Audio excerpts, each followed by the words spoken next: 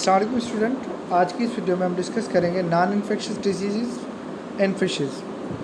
सबसे पहले जो नॉन इन्फेक्शियस डिजीज़ के हवाले से मुख्तसर आपको बताऊं, नॉन इन्फेक्शियस आपकी डिजीज़ ऐसी डिजीज़ होती हैं जो कि एक फ़िश से या एक कंटेमिनेटेड एनवायरनमेंट से एक फ़िश से दूसरी फ़िश में नहीं जाती हैं। जैसे कि इंसानों में भी कम्युनिकेबल डिजीज़ होती हैं, वैसे फ़िशेज़ में भी कम्युनिकेबल डिजीज़ होती हैं जिनको हम इन्फेक्शियस बोलते हैं। और जैसे ही इंसानों में नॉन कम्युनिकेबल होती है, वैसे फिशेज़ में भी नॉन कम्युनिकेबल या नॉन इन्फेक्शियस डिजीज़ हैं। ओके, सो आप नॉन इन्फेक्शियस डिजीज़ की बात करते हैं तो ये ज़्यादातर इसमें जो रीज़न होते हैं नॉन इन्फेक्शियस डिजीज़ के, वो या तो आपके इन्वायरमेंटल ही किसी फेनोमेना से रिलेटेड होते हैं, और इन्वायरमेंटल फेनोमेना के अलावा न्यूट्रिशन आ जाती है या जेनेटिक। ये तीन मेन रीज़न है। अगर हम इनको थोड़ा सा फोकस करें तो तीन मेन ऐसे रीज़न हैं जिसकी वजह से आपकी नॉन इन्फेक्शियस डिजीज़ फिश में होती हैं: इन्वायरमेंट, जेनेटिक और न्यूट्रिशन। न्यूट्रिशन में भी काफ़ी सारी चीज़ें आती हैं, और इन्वायरमेंट में उसका वाटर क्वालिटी आ जाती है, उसकी सराउंडिंग आ जाती है, उसमें ईच एंड एवरीथिंग जो जहाँ पे वो सर्वाइव करे फ़िश वो आ जाती है। और बहुत ही माइनर लेवल पे कुछ फ़िश में जो है वो जेनेटिक डिसऑर्डर भी होते हैं, जैसे कि, लेकिन वो इतने ज़्यादा नहीं होते, बिल्कुल ही माइन्यूट होते हैं। Environmental changes one of the major एक चीज़ है जो कि फ़िश में नॉन इन्फेक्शियस डिजीज़ का सबब बनती है। अब ब्रीफली सबको डिस्कस करते हैं। सबसे पहले है ऑक्सीजन स्टार्वेशन।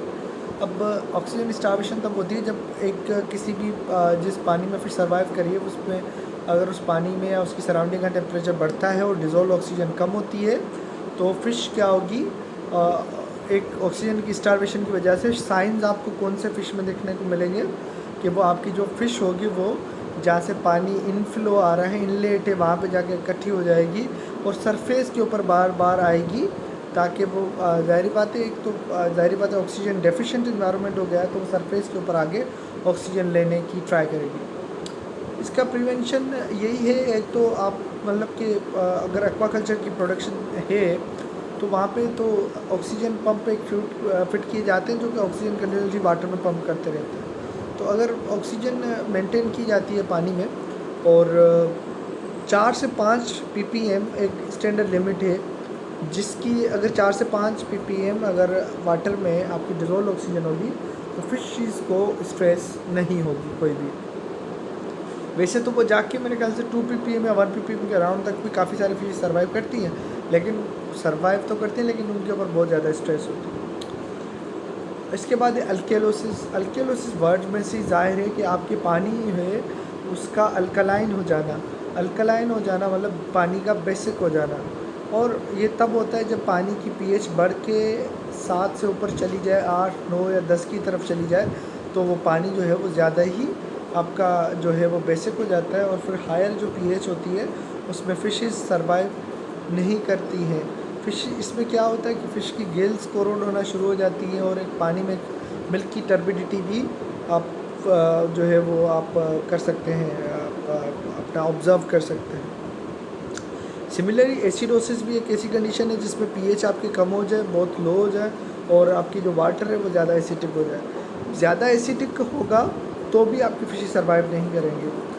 नॉर्मली 4 to 11 तक मतलब 4 और 11 ये ऐसी pH की रेंज है जहाँ पे फ़िश की डेथ होती है, और 4 से 6 के दरमियान उसकी ग्रोथ और रिप्रोडक्शन और उसकी नॉर्मल एक्टिविटीज़ बहुत ही हाई लेवल पे अफेक्ट होती हैं। और सिमिलरली 9 से 11 के बीच में आपकी जो है वो ग्रोथ, रिप्रोडक्शन, मूवमेंट, हर चीज़ वो अफेक्ट होती है फ़िश की। तो फ़िश की अगर आपकी 7 से लेके 8 तक भी है, 7 से 8 या 6 से ऊपर से 8 तक, तो आपकी फ़िश जो है वो नॉर्मल उसकी अपनी एक्टिविटीज़ करती है। ज़्यादा ज़ाहिर बात है, अब एसिड बढ़ेगी तो अर्ली फ़िश जो है उसकी डेथ हो जाएगी। न्यूट्रिशनल डेफिशिएंसी की वजह से भी फ़िशेस में काफ़ी सारे डिजीज़ होती हैं। विटामिन डेफिशिएंसी की वजह से क्या होता है कि उनकी जो बोन्स या उनका जो स्केलेटन है उसके ऊपर वो डिफॉर्म हो जाता है। न्यूट्रिशन डेफिशिएंसी की वजह से ब्रोकन बैक डिजीज़ जो कि कैटफिश में होती है, ये भी एक किस्म की डिजीज़ है जो कि न्यूट्रिशनल डेफिशिएंसी की वजह से होती है। अब न्यूट्रिशनल डेफिशिएंसी में ऐसा भी नहीं है कि सिर्फ खाना कम हो या डाइट कम हो। डाइट इवन इम्प्रॉपर हो या डाइट आपकी बहुत कम हो या डाइट बहुत ज़्यादा हो और वो उसमें वो न्यूट्रिशियस फूड ही ना हो, विटामिन का लेक हो, सर्टेन आपके ट्रेस एलिमेंट्स या जो भी रिक्वायरमेंट है फ़िश की, अगर उसकी वो उसके ऊपर पूरा नहीं उतर रहा तो उसकी वजह से एक डिजीज़ होगी। साइन इसकी कोई इतनी ख़ास है नहीं, लेकिन अगर ज़ाहिर बात है न्यूट्रिशन कम मिलेगा तो वो स्लो मूव करेगी, वीक मूवमेंट्स होगी, उसकी डिफ़ॉर्मिटीज़ हो सकती हैं, आहिस्ता से बढ़ेगी। ये कुछ ऐसी साइंस हैं जिसके बेस पे अंदाज़ा लगाया जा सकता है कि न्यूट्रिशनल डेफिशिएंसी की वजह से कोई डिजीज़ है या नहीं। इसके बाद हम आ जाते हैं पॉइजनिंग के ऊपर। अब देखिए पॉइजनिंग एक सिंपल सा है। अब सी में या एक्वाकल्चर में जिस भी किस्म की पॉइजनिंग की जाए, कोई ऐसा सब्सटेंस, कोई ऐसा केमिकल उसमें डाला जाए जिसकी वजह से उसकी जो नॉर्मल उसकी जो क्वालिटी पैरामीटर्स हैं वो तब्दील हो जाए या उसको नेगेटिव एक इम्पेक्ट उसके ऊपर जनरेट हो, तो वो पॉइजनिंग में कंसीडर किया जाता है।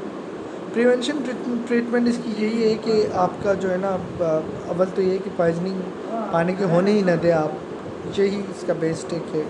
उसके बाद ज़ाहिर बात है अगर आप देखते हैं कि पानी आपका कंटेमिनेटेड हो चुका है तो आप उस फिशेज़ को उस कंटेमिनेटेड पानी से रिमूव कर दें। ब्राउन ब्लड डिजीज़ भी एक किस्म की डिजीज़ होती है जो कि फ़िश में होती है। वो हाई नाइट्राइट लेवल्स की वजह से होती है, जिसकी वजह से जो हेमोग्लोबिन है वो ऑक्सीजन नहीं कैरी कर पाता। इसके अलावा एनीमिया भी होती है जिसकी वजह से अगेन अपना जो फ़िश है वो ऑक्सीजन कैरी नहीं कर पाती। और सॉरी, आपका ब्राउन ब्लड डिजीज़ में हेमोग्लोबिन जो है वो मिथेमोग्लोबिन में चेंज हो जाता है और इसकी वजह से लॉस ऑफ एपिटाइट होता है और ब्राउन कलर ब्लड भी हो जाता है। तो ये कुछ बेसिक डिजीज़ थी जो कि फ़िश में होती है और जो कि नॉन इन्फेक्शस हैं। और इसके बाद से मेरे ख्याल से हेल्थ मैनेजमेंट इन फिशेज़ इसी वीडियो के साथ कंप्लीट होता है। और आगे आपकी आउटलाइन के हिसाब से, HEC के आउटलाइन के हिसाब से जो भी आपका टॉपिक्स रहते हैं वो भी कवर किए जाएंगे, लेकिन अभी हेल्थ मैनेजमेंट के हवाले से ये खत्म होता है।